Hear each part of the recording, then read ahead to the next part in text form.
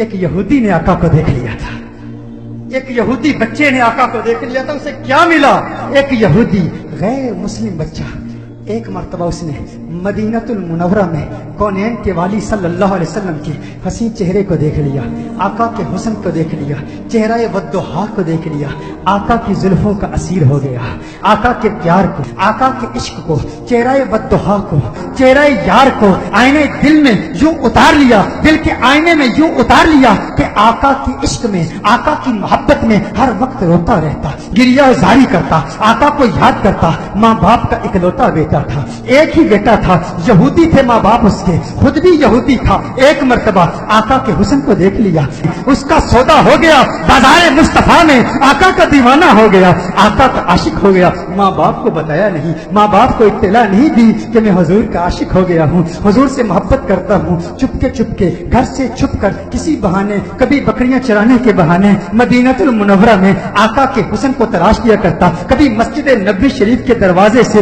چپ کے آقا کا حسین چہرہ دیکھ لیا کرتا تھا، آقا کے حسن کو دیکھتا، آقا کی عظمتوں کے ترانے الاپتا. ایک وقت گزر گیا، ایک مدت بیت گئی، آقا کا دیدار نہیں ہوا. تمنائے دیدار مصطفیٰ صلی اللہ علیہ وسلم میں بیمار ہو گیا، بیمار عشق مصطفیٰ ہو گیا. اس قدر بیمار ہوا کہ بستر علالت کو اپنا بچھونا بنا لیا. وہ بستر پر آ گیا، ماں باپ پریشان ہیں، حیران ہیں، اسے کیا ہوا، اچانک اسے کیا ہو گیا. بے شمار فزیشنز کو بلایا، اپنے وقت کے معالج حکیموں کو بلایا، اطباء کو بلایا، لیکن کسی کو پتہ نہ چلا اس کا مرض کیا ہے، اس کا مرض کیا ہے. کوئی ظاہری سمپٹمز نظر نہیں آ رہے، زخم نظر نہیں آ رہا، گویا زبانی ہاتھ سے کہہ رہا ہے یہ زخم طیبہ ہے، یہ سب کو نہیں ملتا، کوشش نہ کرے کوئی اس زخم کو سینے کی. ماں باپ پریشان، رشتہ دار پریشان، عزیز و اقارب پریشان. اسے کیا ہو گیا، اچانک کیسے بیمار ہو گیا. بیماری شدت پکڑ گئی، اس قدر بیمار ہوا، ایسا بیمار ہوا کہ وہ شام بھی آ گئی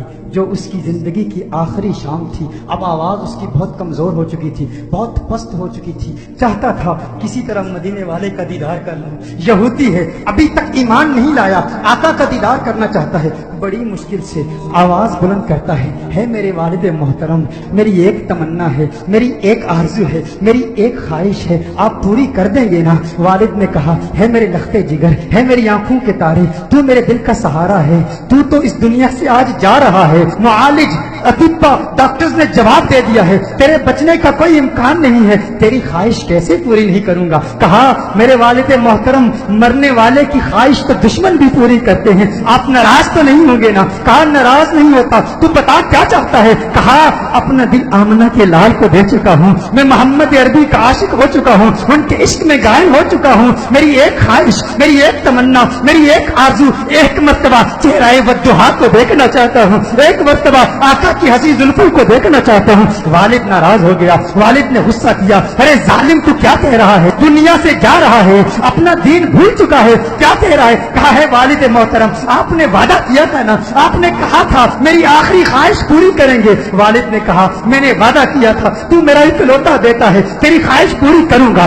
آقا کی بارگاہ میں پیغام پہنچایا گیا، رسول اللہ صلی اللہ علیہ وسلم کی بارگاہ میں پیغام پہنچایا گیا. ایک یہودی ہے پر ہے آپ کا دیوانہ، آپ کا عاشق ہے. میرے آقا رحمت للعالمین ہیں، وہ ساری کائنات کے لیے رحمت ہیں، فقط مسلمانوں کے لیے رحمت نہیں، وہ ہر مذہب سے تعلق رکھنے والوں کے لیے رحمت ہیں، فقط انسانوں کے لیے رحمت نہیں، وہ تو نباتات کے لیے رحمت ہیں، وہ تو جمادات کے لیے رحمت ہیں، وہ تو شجرات کے لیے رحمت ہیں، وہ تو جنات و ملائکہ اور ساری کائنات کے لیے رحمت ہیں. میرے آقا کا انداز دل برانہ دیکھیے. میرے آقا نے صحابہ سے فرمایا صحابہ اٹھو، ایک یہودی ہے پر مجھ سے پیار کرتا ہے، دنیا سے جا رہا ہے، آؤ اس کے پاس چلتے ہیں. میرے آقا یہودی بچے کے گھر میں چلے جاتے ہیں. وہ یہودی بچہ آقا کا انتظار کرتے کرتے اب اس کی آنکھیں بند ہو چکی تھی.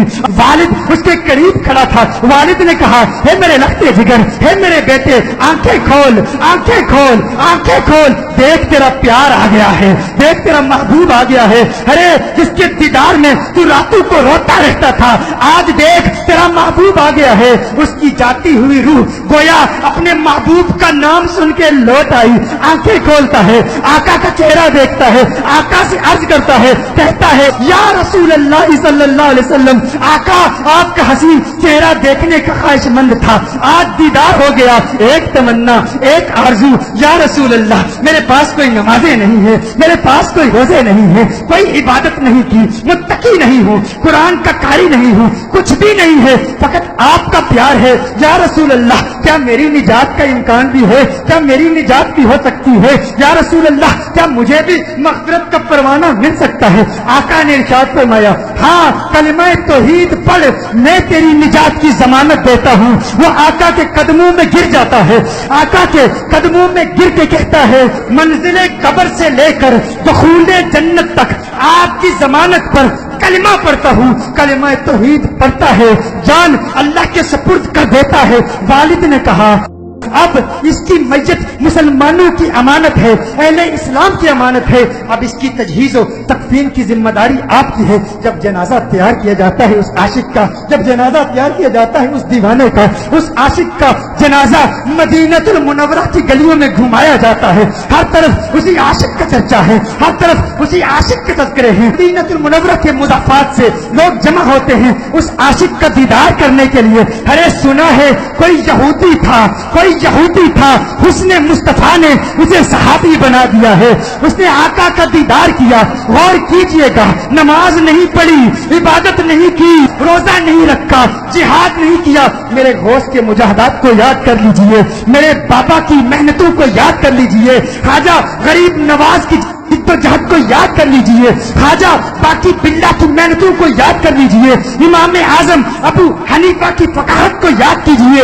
امام احمد بن حنبل کی جد و جہد کو یاد کیجئے، امام شافعی کی فقاہت کو یاد کیجئے، اماموں کی فقاہت، ہمت، جد و جہد، مجاہدوں، ریاستوں کو یاد کیجئے۔ وہ سب اس یہودی کا مقابلہ نہیں کر سکتے جو پہلے یہودی تھا اب صحابی ہو گیا ہے، ایمان کی حالت میں آقا کا دیدار کیا۔ یہ غوث اعظم سے بھی بڑا ہے، یہ خواجہ غریب نواز سے بھی بڑا ہے۔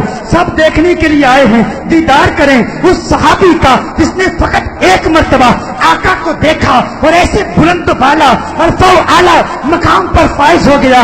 اچانک اس کے چہرے پر سے کفن اٹھایا جاتا ہے، صحابہ یہ منظر دیکھ کر حیران ہو جاتے ہیں کہ اس کے چہرے سے نور کی کرن نکلتی ہے، آسمان کی طرف پھیل جاتی ہے، سارے حیران ہیں۔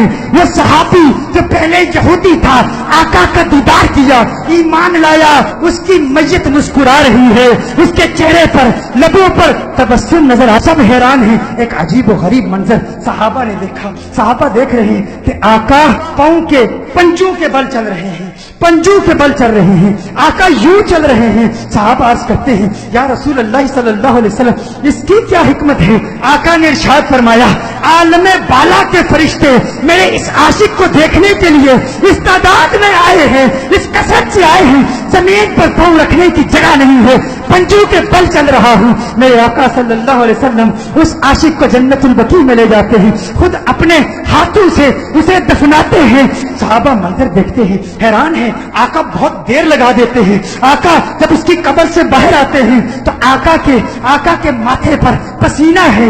صحابہ عرض کرتے ہیں یا رسول اللہ صلی اللہ علیہ وسلم آقا کیا ہوا، اتنا وقت کیوں لگا؟ آقا نے فرمایا جب یہ اس دنیا سے گیا تھا مجھ سے وعدہ لیا تھا، میں نے وعدہ کیا تھا، میں نے کہا تھا قبر کی منزل سے لے کر دخول جنت تک میں تیری مغفرت کی ضمانت دیتا ہوں۔ کہا یہ بات سن کر جنت کی حوریں اتنی خوش ہوئی ہیں، اتنی تعداد سے آئی ہیں، جب اسے قبر میں رکھا گیا تو بے تحاشا اس کی طرف بھاگی ہوئی گئی ہے اور اس کے چہرے کی بلائیں لے رہی ہیں۔ آقا نے ارشاد فرمایا اس لیے دیر ہو گئی اور میرا پسینہ اس کے چہرے پر گرا ہے، میرا پسینہ اس کے چہرے پر گرا ہے، اب قیامت تک اس کا چہرہ مہکتا رہے گا۔ ارے سلام پیش کرتے ہیں اس دیوانے کی بارگاہ میں جس نے آقا کو دیکھا اور اسے یہ मकाम मिला, गोया आज भी वो कब्र में कह रहा होगा, ये नाज ये अंदाज हमारे नहीं होते, झोली में अगर टुकड़े तुम्हारे नहीं होते, बेदाम ही बिक जाइए बाजारे नबी में, इस शान के सौदे में खसारे नहीं होते, मिलती ना अगर भीख हुजूर आपके दर से, इस ठाट से मंगतों के गुजारे नहीं होते, इस ठाट से मंगतों के गुजारे नहीं होते।